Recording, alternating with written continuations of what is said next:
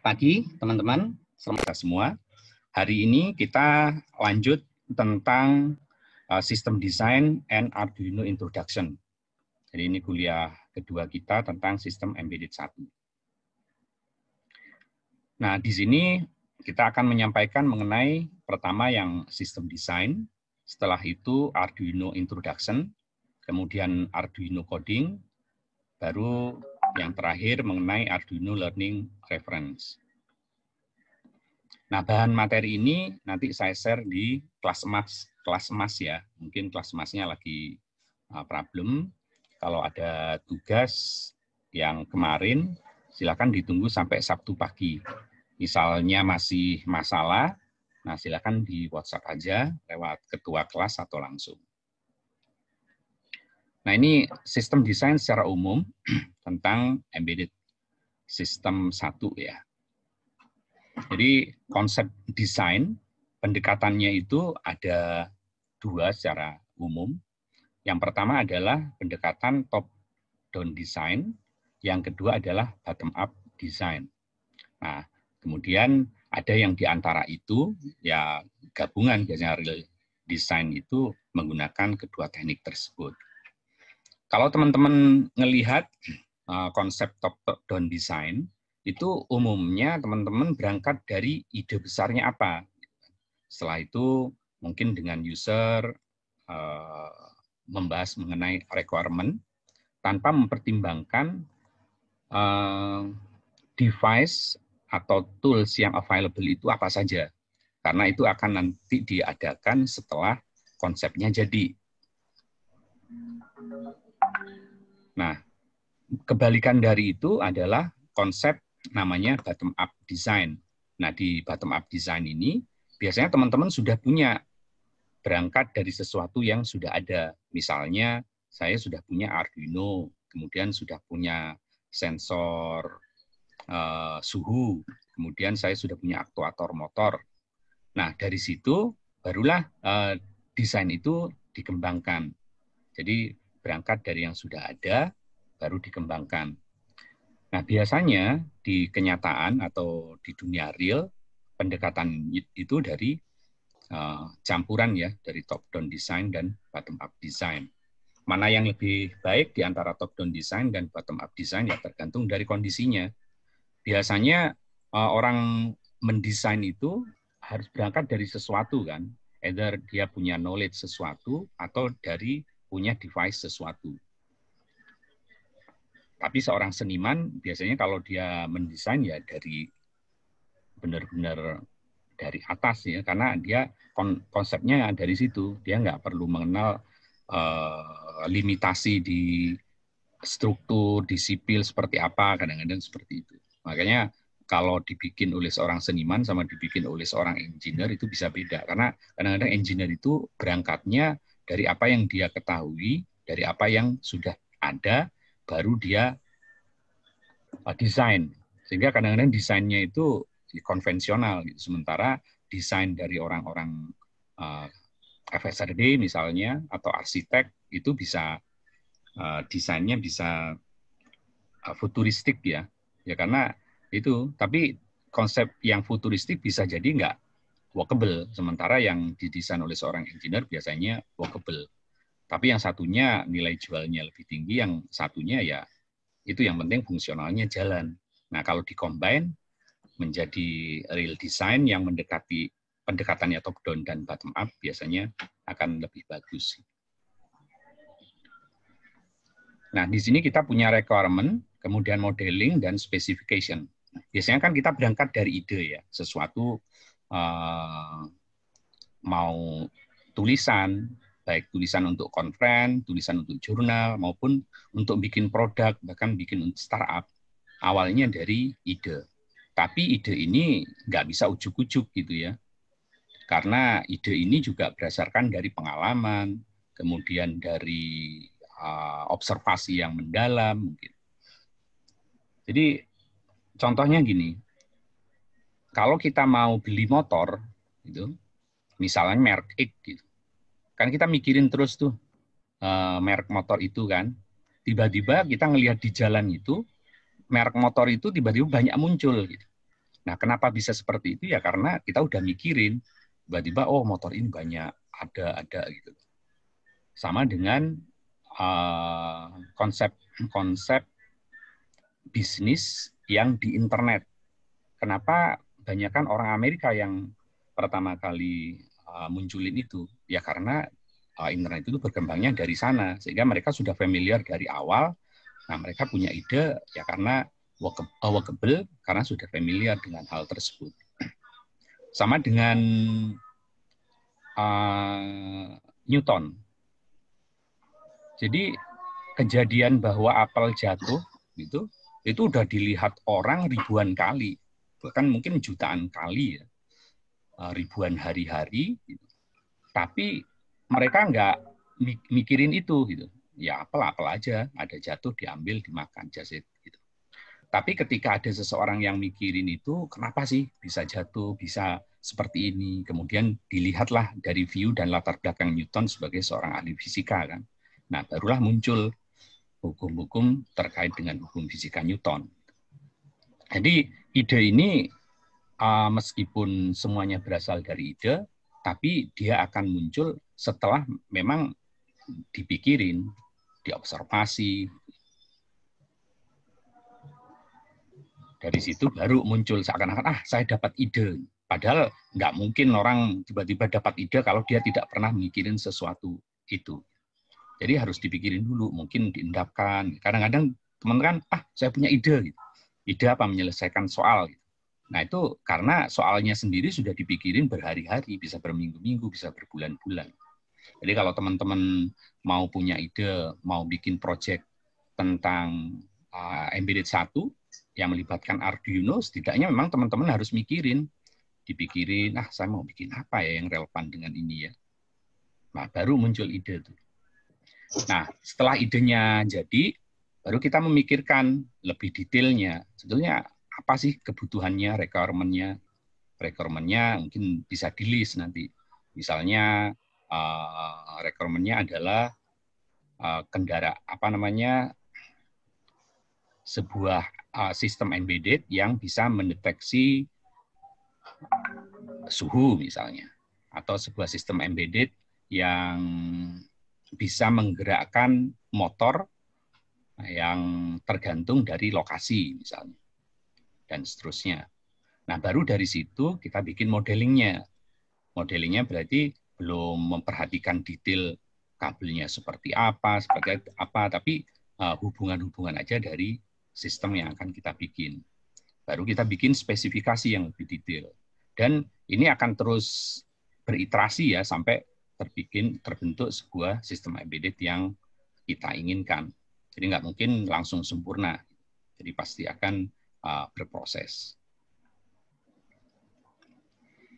Nah, kita punya dua tipikal embedded system. Yang pertama adalah sistem closed loop.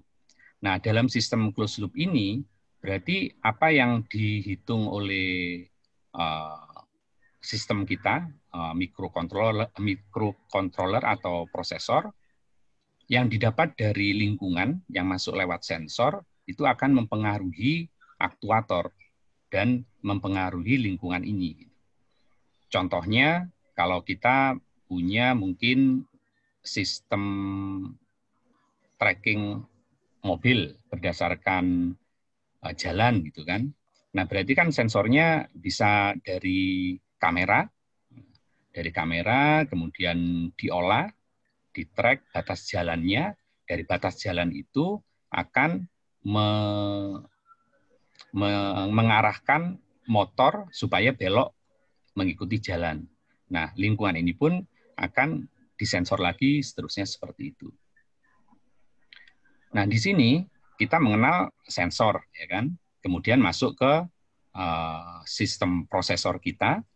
Nah, di antara sensor dan controller ini, itu ada namanya sinyal conditioner. Nah, kita tahu bahwa environment ini itu kan dunia yang tidak semuanya elektrik kan, rata-rata non-elektrik. Bisa berupa suhu, mungkin bisa berupa lokasi, bisa berupa temperatur, mungkin bisa berupa ketinggian air, dan seterusnya. Masuk ke sensor, mungkin arusnya, kemudian mungkin kalau kita pakai voltage, tegangan, itu range-nya kecil sekali, bisa ukurannya mikro, bisa ukurannya mili gitu ya. Sementara di controller hardware ini itu kan ukurannya tertentu ya. Ukurannya itu bisa range mungkin mili, kalaupun tegangan antara 0 sampai 5. Nah, supaya ini bisa match, itu biasanya ada sinyal kondisioner. Biasanya sensor-sensor sekarang kalau kita beli itu udah paket gitu. Nah, berikutnya ketika kita sudah mengolah sesuatu, kemudian menggerakkan aktuator. Nah, aktuator ini range-nya juga macam-macam karena lingkungan itu kan ya ini bisa berupa mungkin posisi, mungkin apa namanya, ketinggian air yang diatur atau motor. Nah, atau motor yang kecil, motor yang besar. Nah, masuk ke sini itu range-nya bisa antara 0 mungkin sampai 100 ampere. Sementara yang di controller ini range-nya kalau tegangan mungkin antara 0 sampai 5 volt aja. Kemudian kalaupun arus mungkin dari 0 sampai 100 miliampere misalnya. Nah, yang menjembatanin ini namanya power interface. Nah, selain itu kita punya juga user interface. Kadang-kadang kalau diperlukan kan, user interface itu bisa LCD, kemudian bisa komputer yang ada di remote. Nah, bisa hubungan antara sistem aktuator, sistem sensor, dan user interface dengan prosesor ini bisa dalam satu lokasi, bisa juga jaraknya jauh, sehingga perlu komunikasi kan. Nah, komunikasinya ini ya bisa macam-macam, ya tentu lewat networking, baik wireless, fiber optik, maupun kabel gitu ya, baik di semua sisi sini. Atau kalau yang langsung, ya biasanya si kabel, baik serial maupun paralel. Nah, yang kedua adalah sistem yang open loop. Sistemnya sama, cuma bedanya adalah bahwa sistem sensor ini tidak mempengaruhi langsung aktuator untuk menggerakkan lingkungan yang sama. Bisa jadi hanya satu sisi sensor untuk pengumpulan data, gitu kan.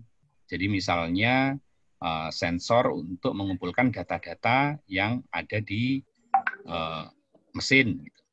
Ya udah, dia dikumpulin aja di sini, hanya nyampe user, tapi tidak merubah lingkungan dia.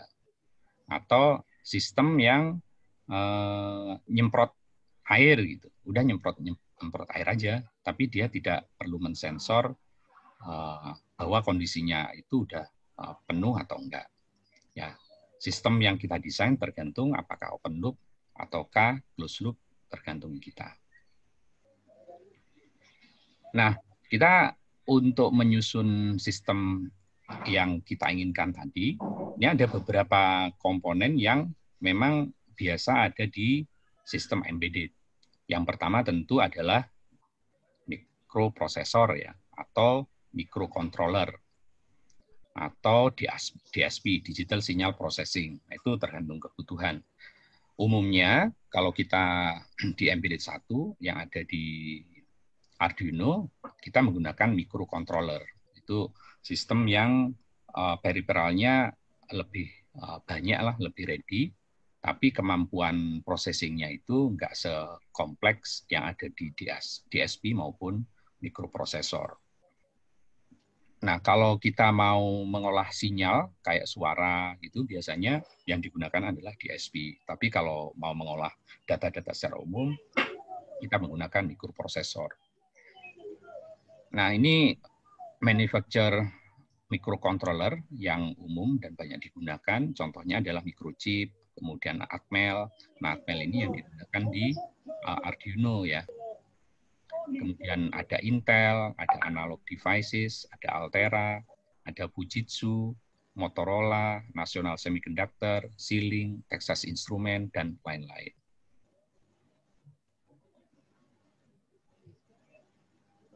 Nah, ini konsep kita mengenai digital atau analog. Nah, tentu teman-teman kan sudah pernah dapat kuliah digital ya. Konsep ini pasti sudah masuk. Tapi ini sebagai refreshing bahwa di sistem embedded melibatkan ada komponen analognya dan komponen digitalnya. Nah, komponen analog ini berasal dari lingkungan, karena yang kita kontrol itu kan sistem yang di luar ya. Jadi kayak kontrol mungkin suhu, posisi, ketinggian air, segala macam. Sebelum masuk ke sensor itu adalah lingkungan yang value-nya bisa sangat bervariasi dan range-nya itu bisa mau didetailin tetap akan selalu ada. Jadi ada value-nya, range antara 0,1, di antara 0,1 ada 0,5, tapi di antara 0 dan 0,5 ada lagi range-nya. Jadi tetap akan selalu ada value yang continue di lingkungan kita. Sehingga value-nya itu bisa bergerak dari any value sebetulnya, antara minimum dan maksimum. Kita ambil dimanapun ada value-nya. Sementara lingkungan yang ada di prosesor atau microcontroller itu adalah supaya mudah perhitungannya kan, supaya mudah kita masukkan dalam value yang range-nya tertentu, mungkin 16 bit atau 32 bit atau 64 bit, maka value-value yang dari lingkungan yang bisa ini value tadi, kita quantity menjadi level yang spesifik. Sehingga dunianya menjadi dunia digital. Nah, dunia digital itu adalah dunia di mana value-nya distinct ya. Ada 0, 1, atau ada 0, 1, 2, 3, 4, 5. Tapi di antara 0 dan 1 itu nggak ada value lagi. Jadi kalaupun dia dekat-dekat 0 ya dianggap 0, dia dekat-dekat 1 dianggap 1. Ya contohnya banyak ya. Kalau di dunia real misalnya, sebetulnya kalau kita capture tuh data antara prosesor sama sensor gitu, itu kan dia mungkin gini-gini ya. Jadi kalau kita lihat pakai spectrum analyzer, itu juga value-nya macam-macam. Cuma kita definisikan bahwa yang kurang dari ini adalah 0, yang lebih dari ini 1. Digital itu lebih ke arah konsep sebetulnya. Jadi misalnya konsepnya square wave itu dianggap sebagai digital, kemudian mungkin bahasa huruf ya, ABC itu adalah digital. Namun kalau analog, temperaturnya koma-koma banyak itu ya dunia luarnya analog, tapi kalau value-nya masih bisa dalam skop tertentu 16 bit atau 32 bit, nah itu bisa masuk ke digital. Nah, kita juga mengenal sensor. Nah, sensor ini adalah sebuah device yang akan mentransformasi quantity physical di lingkungan kita yang biasanya range-nya itu bisa ambil dari banyak dari any value ya antara minimum dan maksimum menjadi electrical value atau menjadi ya value. Kalau di dunia fisika kan ada 4 tuh value-nya. Kalau kita di electrical engineering ya, maka value sensor ini akan diubah menjadi electrical. Tapi kalau di teman-teman fisika misalnya atau mesin, value ini nggak harus electrical. Value ini bisa berupa tekanan liquid atau tekanan udara gitu ya, atau mechanical. Tapi yang kita ambil di sini adalah electrical. Nanti teman-teman kalau ada yang mau nanya atau ini silahkan langsung, nggak masalah. Kemudian contohnya adalah ini sensor cahaya ya. Dia akan mengubah cahaya, biasanya lumennya ya, atau intensitasnya itu menjadi tegangan atau menjadi resistansi. Ini ada beberapa contoh light sensor, ada disebut sebagai fotoresistor, fotodiode, dan fototransistor. Jadi di sini kalau fotoresistor itu cahaya akan diubah menjadi resistansi. Tapi ini akurasinya kurang. Kemudian kalau fotodiode itu dia mengubah range resisten tapi yang lebih bervariasi dibanding yang fotoresistor. Tapi ini tetap akurasinya nggak digaransi. Sementara yang fototransistor dia mengubah ini ya kayak ngontrol sekian mili saja akan mengubah resistor ya. Di resistor kan ada 3 kaki itu. Nah kemudian ini masalah lumen cahayanya itu akan di range berapa kalau dikonvert ke arus. Ini range-nya antara 1 sampai 100 lux, ini 7 sampai 50 kilolux, 1 kilolux sampai 100 kilolux. Respon time-nya ini 55 milisecond, ini 6 nanosecond, ini 15 mikrosecond. Ini adalah untuk gambaran pada kita aja bahwa ketika kita mendesain sebuah sistem embedded, kita memilih sensor.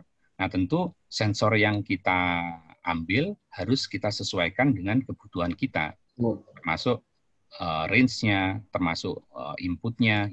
Ini kan range yang masuk ke prosesor kan, sama range yang masuk ke lingkungan. Nah ini lebih detailnya mengenai fotoresistor, bahwa nilainya tergantung dari densitas dari cahaya yang diukur dalam lux ya atau lumen. Kemudian resistansi yang bisa diubah dari ada dan tidak adanya cahaya. Mungkin kalau ada cahaya menjadi 1 kilo ohm, tapi kalau nggak ada cahaya mungkin menjadi 10 kilo ohm. Ya tergantung dari si fotoresistornya itu. Kan masing-masing vendor, masing-masing merek bisa beda-beda. Dan ada fotodiode, ini arusnya. Kan ini kalau 2 hanya on off biasanya, kalau ini dikontrol oleh cahaya juga. Sementara kalau fototransistor yang dikontrol itu adalah base emitter junction-nya, sehingga ada multiplication effect untuk arus utamanya ya. Nah, selain itu kita melihat tadi kan ada prosesor di sistem embedded kita, ada prosesor, kemudian ada sensor, dan yang berikutnya adalah aktuator. Nah, aktuator ini merupakan device yang akan menghasilkan action atau motion dari inputan tertentu. Inputnya kalau di kita electrical tentu karena kita bergeraknya di prosesor. Tapi sebetulnya bukan hanya electrical, bisa juga udara atau aliran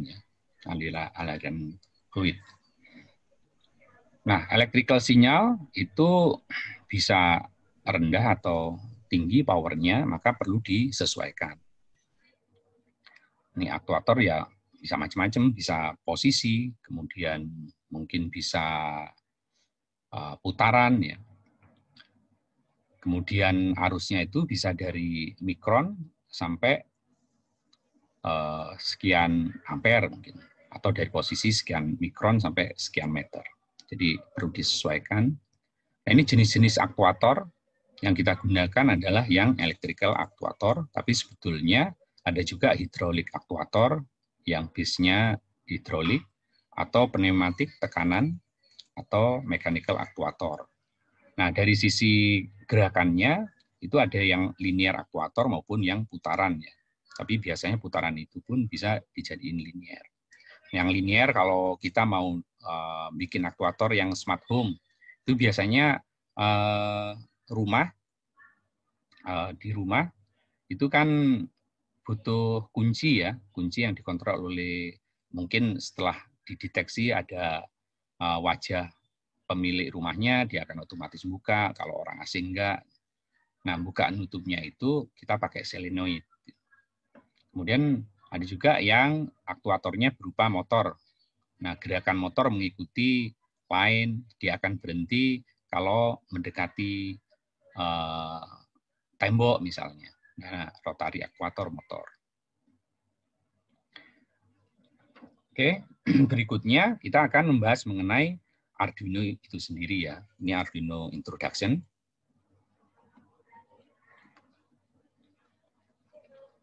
Jadi Arduino itu bukan microcontrollernya, tapi dia adalah board yang di dalamnya ada microcontroller. Nah, microcontrollernya sendiri itu dari Atmel.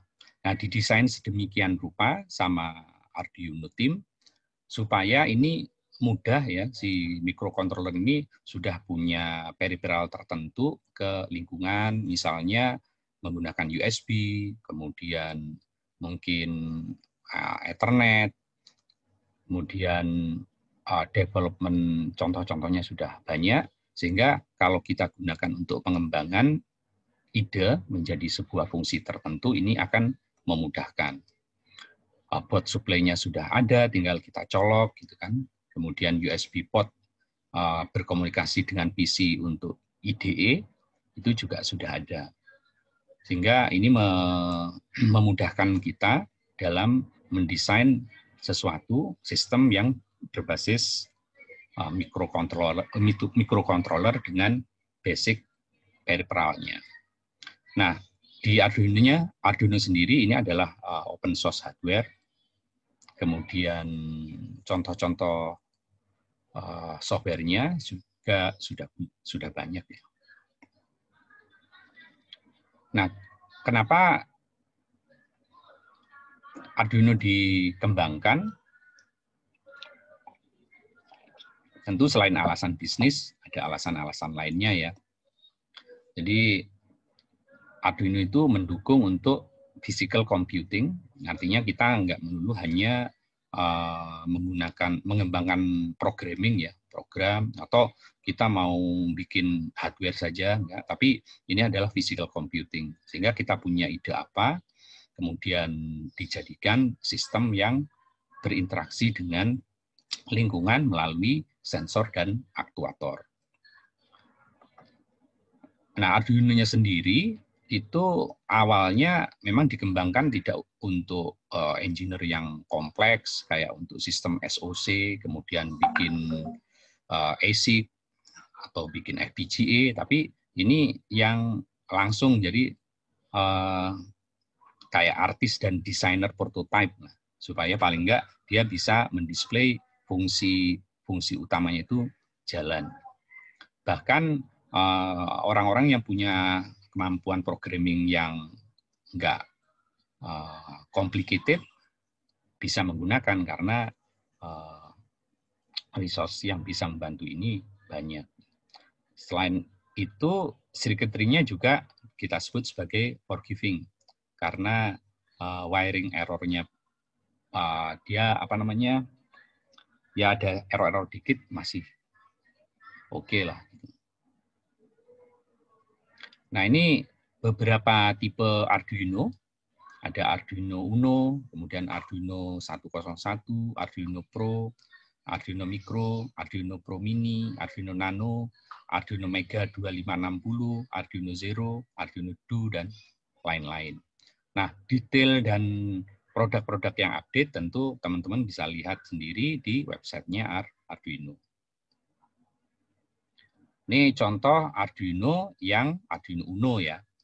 Jadi di sini ada sebuah board Arduino, kemudian ada proses microcontrollernya dari Atmel, ada peripheralnya USB connection untuk ke PC, di mana kita bisa program menggunakan IDE dari Arduino.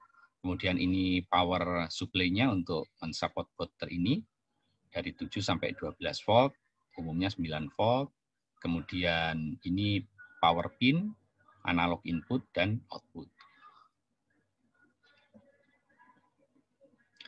Nah, ini Arduino biasanya digunakan untuk mengajarkan di antaranya misalnya untuk introductory elektronik, tentang voltage, current, resistance, kemudian bagaimana sensor dan aktuator itu bekerja, kemudian programming yang melibatkan kayak sistem embedded ya, rudimentary programming, kemudian desain untuk equipment yang saintifik, ya misalnya untuk penanganan COVID misalnya ya, atau troubleshooting, atau bikin ini project tertentu ya,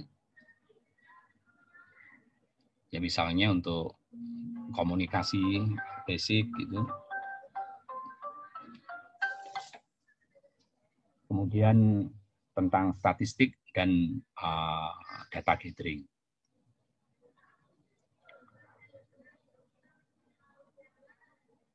Jadi mahasiswa tentu dengan adanya Arduino ini akan dimudahkan ya, karena kita bisa melakukan prototipe dengan relatif mudah, nggak mudah-mudah banget, ya tetap harus butuh learning curve. Gitu. Kalau yang sudah biasa mungkin jadi mudah, tapi kalau yang baru tentu harus step by step.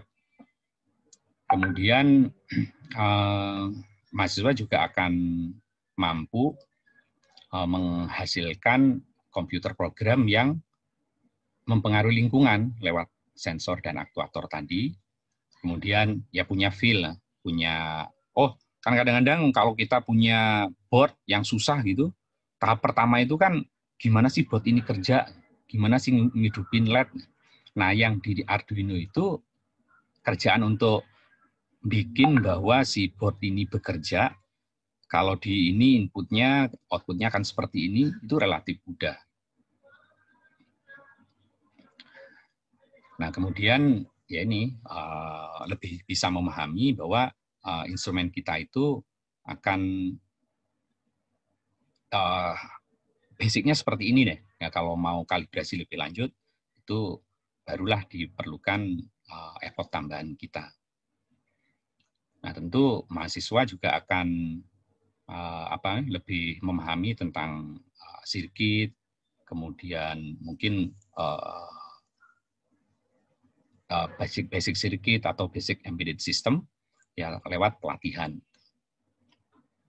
Ini pendekatan kita di embedded system 1 bahwa kita memahami basic embedded 1 lewat instrumen desain, utamanya lewat function ya. Kita nggak harus bikin sebuah sistem embedded yang kayak siap di industri, enggak. Tapi yang penting secara fungsional itu memenuhi. Lebih ke prototyping.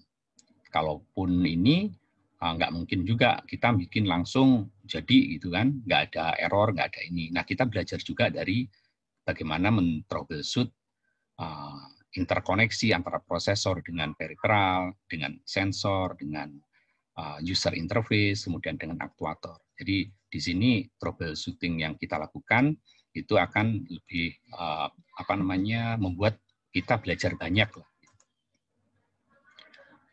Nah, selain itu tentu mahasiswa akan banyak belajar tentang elektronik itu sendiri ya.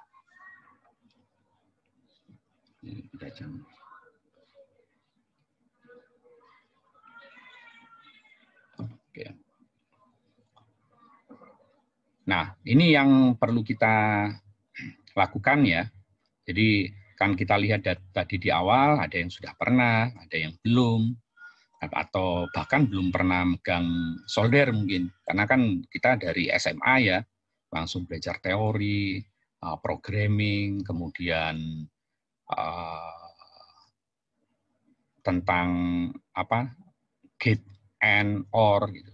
Tapi mungkin ada di antara kita yang megang solder sih udah pernah gitu, tapi sampai melakukan sendiri, kemudian kalau ada masalah gimana, ya mungkin nggak harus solder, mungkin lewat bot juga. Sehingga dari sini mungkin ada juga yang belum pernah megang sensor tertentu gitu ya.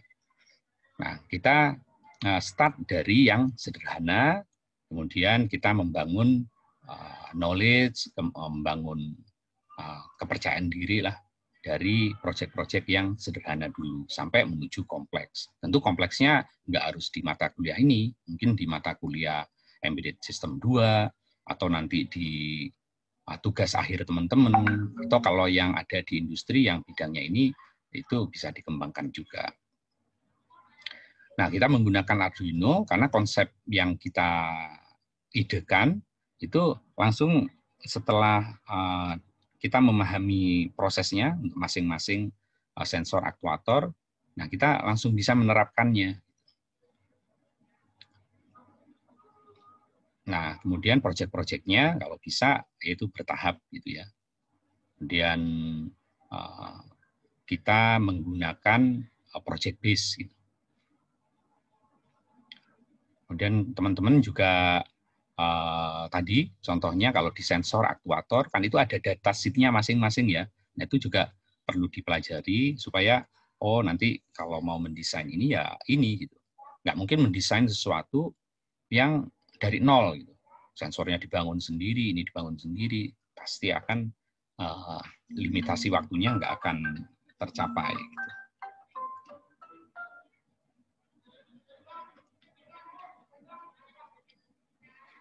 Nah, ini contoh-contoh komponen yang bisa kita pelajari secara bertahap ya. Itu mungkin ada LED. Ini kan ya, gimana sih LED bekerja? Ya itu dicoba aja. Oh, LED ini kalau harusnya segini lebih terang, kalau harusnya segini nggak lebih terang. Kemudian bikin LED ini bekerja menggunakan Arduino. Itu adalah hal-hal tahapan-tahapan sederhana yang bisa kita lakukan supaya kita lebih bisa punya sense tentang gimana sih sistem embedded menggunakan Arduino itu bekerja. Kemudian kita bisa nyoba juga LCD, gitu ya. LCD ya mau nggak mau mesti invest sih, nggak semua orang. Mungkin ada beberapa silahkan nanti kan ada teamwork ya. Jadi LCD screen ukurannya kan macam-macam, bisa 16 kali 12, kemudian pinnya seperti apa, gimana nyusunnya, itu pasti trial and error.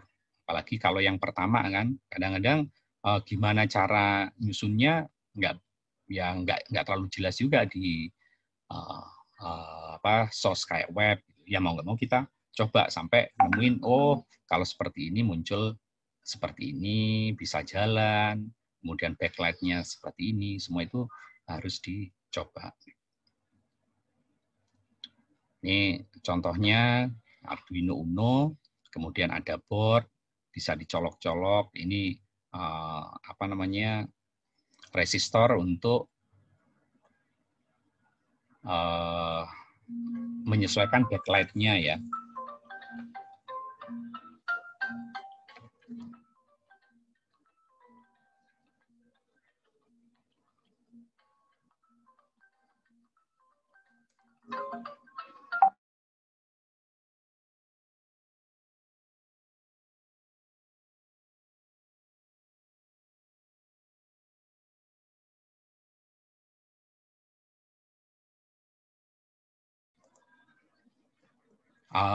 Sebentar, saya lanjut lagi.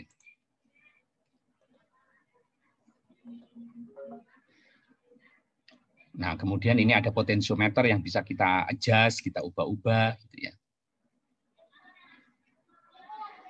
Nah, kemudian kita juga bisa nyoba sensor-sensor yang lain. Contohnya untuk sensor temperatur atau kelembapan ya. Ini DHT11, DHT22, dicoba-coba aja. Oh, ini ternyata ini untuk tegangan yang 5 volt, kemudian datanya masuk ke sini, kemudian ini ground-nya masuk sini, kemudian ini untuk NC-nya. Nah, tentu setelah kita beli ini, kita harus membaca tentang spesifikasi DHT11 dan DHT22. Trial dan error, apalagi kalau yang pertama kan harus ada sense-nya kan. Kalau yang sudah pernah sih bisa kebayang, tapi kalau yang belum, ya pasti itu. Bagaimana memasukkan spek ini menjadi sesuatu di otak kita kan, supaya kebayang kan, ya memang harus dilakukan. Tapi nggak semua hal harus kita lakukan. Yang penting at least kita punya pengalaman ya. Kemudian kita atur waktu di antara kuliah-kuliah yang ada. Gitu. Ini kan hanya satu kuliah dari sekian banyak kuliah yang teman-teman hadapi. Jadi apalagi di tengah kondisi pandemi. Gimana sih pengadaan? Kalau nggak pandemi sih kita bisa datang ke Dodok atau bisa ini. Tapi ya syukurlah kita meskipun pandemi, belanja online kan sudah banyak ya. Jadi ini bisa pengadaan online atau nitip ke teman-teman. Jadi pengalaman ini bisa jadi hanya kita dapat di kuliah ini atau kuliah embedded 2. Setelah itu lepas mungkin kita kerja, ada yang nggak di dunia elektronik, ada nggak di dunia engineering lagi, ada mungkin yang kerja udah di perbankan gitu. Sehingga kalau kita nggak melakukan sekarang, nah mungkin ya kita nggak akan kebayang lagi besok-besok. Nah ini meskipun nggak dipakai, nantinya nggak semua teman-teman akan menggunakan ini, tapi pengalaman ini bisa jadi akan banyak manfaatnya bagi teman-teman. Bagaimana mendapatkan gambaran dunia luar itu akan dikonvert menjadi electrical, kemudian secara logika seperti ini. Ini contohnya setelah kita punya sensor humidity tadi, kemudian dikombinasikan dengan displaynya. Nih sensornya. Kemudian ada juga yang katakan mungkin melibatkan servo gitu ya, servo sensor. Maka katakan kita belajar bagaimana sih mengendalikan servo dari arus ini supaya posisinya seperti apa. Nah, tentu kita harus belajar spesifikasinya sebentar. Setelah itu menggunakan library yang ada di Arduino IDE. Ini contohnya tadi motor servo digunakan untuk katakan posisi gitu ya, antara 0 derajat sampai 180 derajat. Kemudian kita juga bisa mencoba sensor ultrasonik. Jadi sensor jarak ultrasonik. Nah, kita masukkan ke Arduino. Kemudian kita coba-coba, oh jaraknya kalau segini seperti apa, kemudian kalau digerakin seperti apa, dan seterusnya. Kemudian kita juga bisa mengkombinasikan apa yang sudah kita pelajari tadi. Kemudian ada ini misalnya ultrasound, kemudian ada laser pointer, dan seterusnya. Nah, kita juga bisa mencoba LED screen, karena ada juga LED screen, cuma mungkin jarang-jarang ya. Nah, ini ukuran displaynya juga lebih gede, 128 x 64 misalnya. Kemudian kita juga punya GPS modul. Nah, ini tentu akan sensor posisi GPS ya. Masuk ke Arduino, kita bisa coba-coba. Kemudian ada juga mechanical solid state relay. Jadi untuk alternating current load dari beberapa ampere ya. Nah, itu kira-kira gambaran tentang Arduino beserta sensor dan aktuator yang mungkin bisa dicoba secara bertahap. Dari ide mungkin butuh sensornya 1, kemudian aktuatornya 1. Nah, yang 1 itu tentu kita belajar dulu tentang sensornya, gimana mengendalikannya, tentang aktuatornya, baru dikombinasikan jadi sesuatu yang bisa jalan. Nah, bagaimana mengcoding Arduino?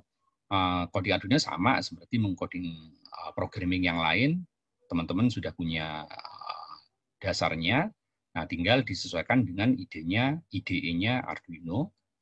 Nah, ini beberapa tipe data yang biasa digunakan di microcontrollernya Arduino, yaitu tipe data integer itu 16 bit, kemudian karakter kan antara min 127 sampai 128, kemudian tipe data long itu 32 bit, dan floating point. Floating point kayak double gitu ya, tapi ini 32 bit. Kalau double kan bisa sampai 64 bit ya.